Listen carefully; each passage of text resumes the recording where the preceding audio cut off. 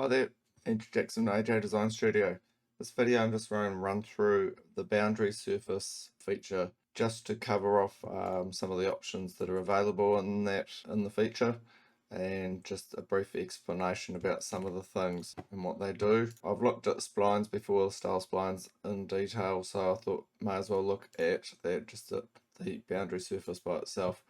So I'm using this donor part here from another video, and I'm just going to roll back, basically explore some of the options in the boundary surface. Okay, so I've got shortcut B for boundary surface. Otherwise, if you don't have shortcuts, insert surface, boundary surface.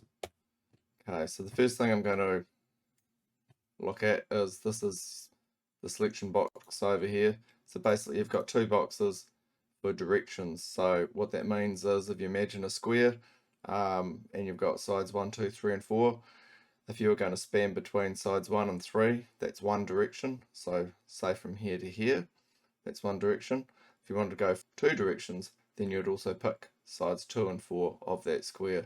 So you can create surfaces using just one direction or two directions. So firstly, let's just look at what happens when you use one direction. So if I pick these two edges here, you'll see what happens there. It's created a surface. If I delete one of these surfaces and you've accidentally picked it on the other side and it twists like that, boundary surface, you right click on one of them and you go flip connectors, and that will straighten that out for you. Okay, so these surfaces, now you've picked them, you can drag these points around, and the points can be clipped to like reference geometry. Okay, so you've got quite a bit of control over where you want things to start and stop. Okay, other things you can do. You can use this little box here, as you can see here, to say whether you want to make a face tangent, like the surface tangent to this surface. Tangent face. So as you can see there, that's now implying the tendency from control from the surface that it's referencing, so the edge. Okay, you probably already know this. And then curvature continuous as well. So there's one thing that you get when you have direction 1 with no direction 2 curves, which you don't get if you're selecting all four sides of that four-sided surface, which is this box here, which is the align with other geometry. Well, that's what it's set to by default. So basically what this box does is it tells Solidworks how to control the ISO flow. As you can see, these curves here, because I've got mesh preview on, so those are your ISO parameters, ISO palms. In this case, it's aligned with the other geometry. That's what it defaults to. So other geometry being the other surface, as well as edges on the surface of that edge that's picked. So let's say you want to change something else. Align with next section. So you can see what it's doing here. It's basically aiming at the next section, which is up here. So these scenarios, some of them might work for this sort of surface layout I've got here. They're kind of each unique to however you model, whatever your model geometry is. So it sometimes pays to play with these settings to find a good, an ideal flow. Okay, so next section, section normal. What this one means is that the ISO curves, as you can see here, that is coming off normal to this edge here, so at 90 degrees. It's probably more obvious if I did it up this end here. Let's try it there. Section normal. Okay, so you can see there, it's running off at 90 degrees, so normal to that edge. And there's another option here. Other geometry was what it's defaulted to, and the other one is ISO parameter. Okay, so ISO parameter means it's going to line up with the actual ISO parameters of the reference surface. So this surface, in this case, if you were to show you something, if you go insert 3D sketch, and then we go Tools, Sketch Tools, Face Curves. Okay, so those are basically our ISO palms. Okay, so if you used Rhino before, other NURB software, you have the ISO palms, isoparametric lines on the surface. That's what that is referring to. The line with the ISO geometry, that's what that does.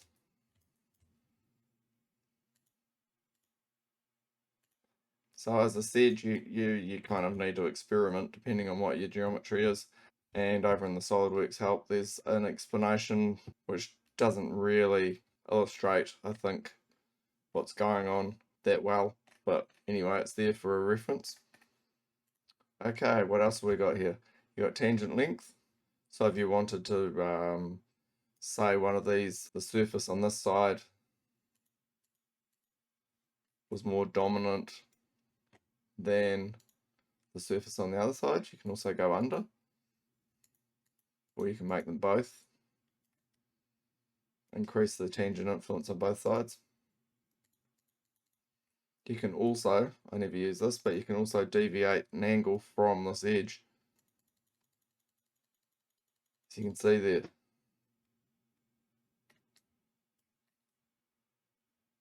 So now we have a 17-degree crease or deviation between this surface and this surface. I don't really use that function, but never really come across a need for it. But it's there if you need it. Okay, there is also apply to all, so you can turn that off, and then this is where it gets a little bit messy. You can start dragging around each side independently, as you can see there. So it's affecting this side but not this side. And likewise, I can go in here and drag this side without affecting the side over here. The reason I say it gets a bit messy is because this number changes depending on which one you click on. But it doesn't swap between them straight away. So I find it a little bit confusing and not a great way to fine tune a form. It's good for roughing things out, but when you actually want to finesse things, it's quite hard to dial in. I'm going to move on to two directions now. Okay, so now I've got a boundary surface that has edges in both directions. We're using direction 1 and direction 2. So we're going to be inputting, controlling. So if this, remember this is a square, side 1, 2, 3, and 4. Earlier we were just doing side 1 and 3. Okay, so some things have changed now that I've got sections in a second direction. We've lost the align with other geometry, align with ISO, curve, etc. box, and it's been replaced with something called tangent influence, which controls how full, or the influence of the tangency from the input surface, reference surface, into this into the boundary surface we're creating. So in this case, I have got 3 sections in the second direction. One of them is tangent here to this edge here. I have a section in the middle which is a sketch, which doesn't have any tangent influence, etc. applied to it. And then on this end here, it has normal to profile. So this profile is on the center line. So this surface wants to come off normal, like 90 degrees to that section. And there's also something else that you can do instead of using normal to profile. You could say I'm going to use direction vector. So in this case, if I had a direction vector, I would pick the center line plane and I'll get the same result. The reason why sometimes you can use a direction vector when normal to profile won't work is because this profile here might not come down exactly normal to this section. So if this edge came in here on an angle, but it was still it's hard to explain. But if it came in on an angle, then you can use direction vector, whereas the normal profile, you might get some crinkles or something going on. So again, you've got to experiment. Okay, and here I have tangent influence on 100% again. So It's fine, like having all these things, you know, tangent influence, tangency, you know, normal to profile, but how do you actually check what you're getting? So that's why down the bottom here you've got a box, and this box has curvature display options. So first you can turn on a mesh preview, which basically shows you the flow of the surface, so the UVs. Another thing you can show is zebra stripes. So zebra stripes will show the flow of the surface and if there's any wiggles or wobbles, and you can also interrogate the whether you are getting tangency across boundaries. In order to do that, you need to actually exit out of boundary surface, and you need to turn zebra stripes on before you go into the boundary surface. And now if you go into the boundary surface, you have zebra stripes on the surface that you're creating, as well as the geometry that it's referencing. It's not much use having zebra stripes on if you can't see how they're connecting to the surfaces that it's that you're referencing. So I'm not going to go into detail about what the zebra stripe plot means and if you've got kinks or if it's misaligning. And another thing we have here, the zebra stripes. So I have to exit, turn zebra stripes off, and we'll go back and edit that surface.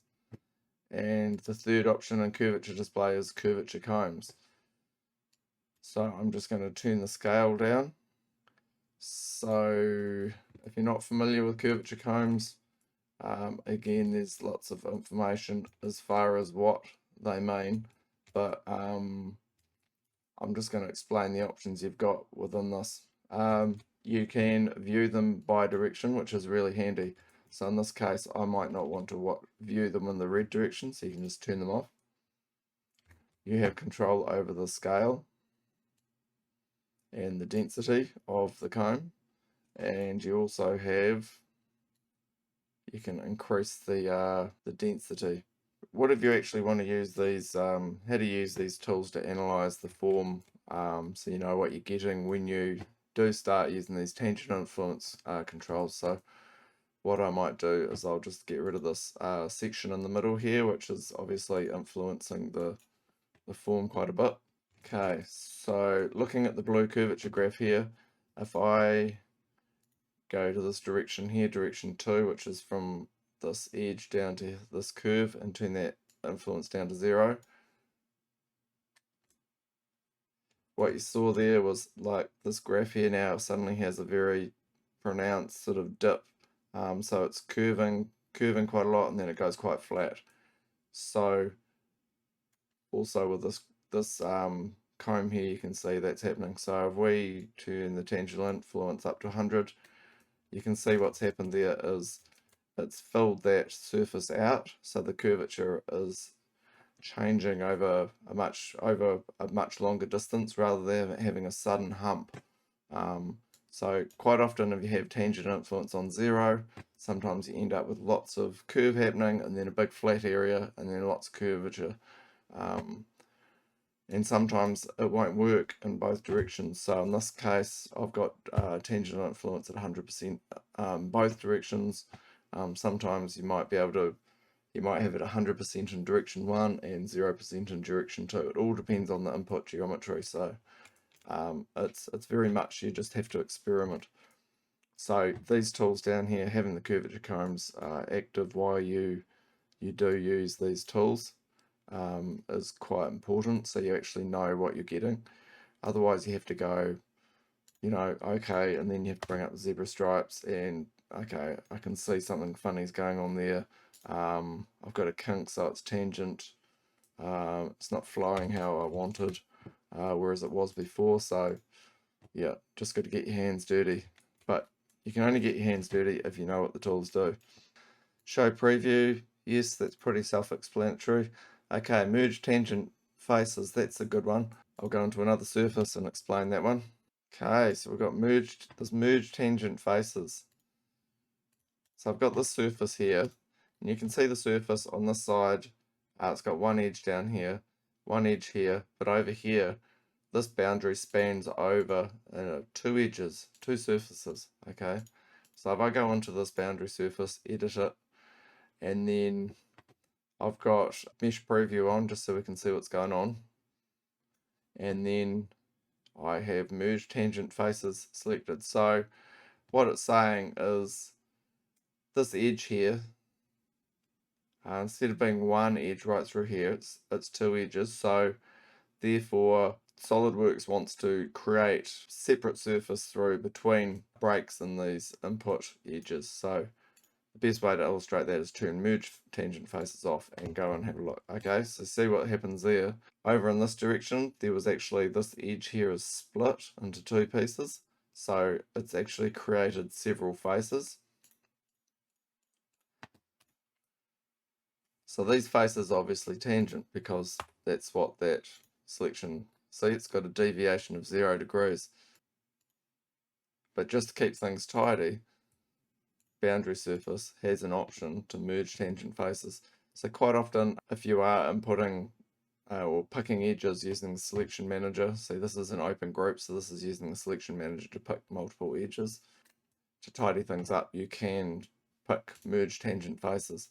But sometimes if you're creating, say, a long fillet or a blend that goes around, say, like a ball blend fillet, you might not want those merged. You might want to keep separate faces. So that's an option to, you know, just keep it at the back of your mind what it does, because it's quite useful to know. Okay, I'm just going to cover off one more thing, boundary surface, and then wrap this up, which is a thing called connectors. So let's just make sure we've got the mesh preview on, maybe increase the density a little bit, and I might just get rid of this section in the middle here.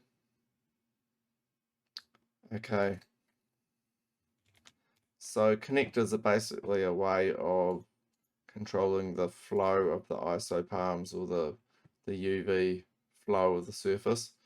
So sometimes if you get a little wrinkle or the surface or these the mesh preview things are bunched up in one direction or one end, and you want to try and relieve that or fix that, you can try and do that using connectors. So what you do is I'm going to pick this direction here, direction 1. I'm going to right click on one of these boundaries and I'm going to go add connector. Okay, so that's added basically 2 points. If I had a cross curve here in the middle, I would add a third point there, and you can drag these points around, and that influences the UV flow, as you can see. Like, you know, I can make that squash everything up in the corner there, or drag it down this way. I mean, you wouldn't ideally want to do that, but it's a good way to try and sort out the flow of the surface. And you can add multiple ones, so let's add another one.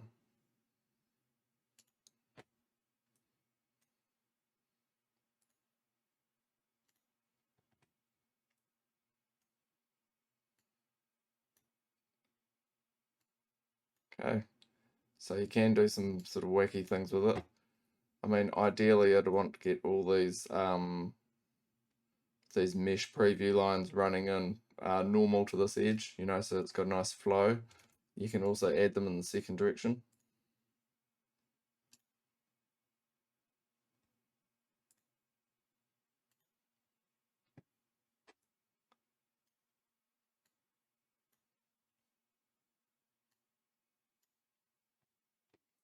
See what I did there? Added a wrinkle. That's the opposite of what I want. Okay, but you can see why. Like sometimes you make something and there might be a wrinkle. You can get rid of those wrinkles, or you can try to get rid of them with the connectors, trying to get a nice flow with your surface. I mean, sometimes if your input geometry is messy and a bit all over the show, then there's only so much you can do with connectors to try and fix things. It's all down to experimentation. Yeah, thank you for watching and happy surfacing. Hope this helps you. Cheers, Andrew Jackson, AJ Design Studio. See ya.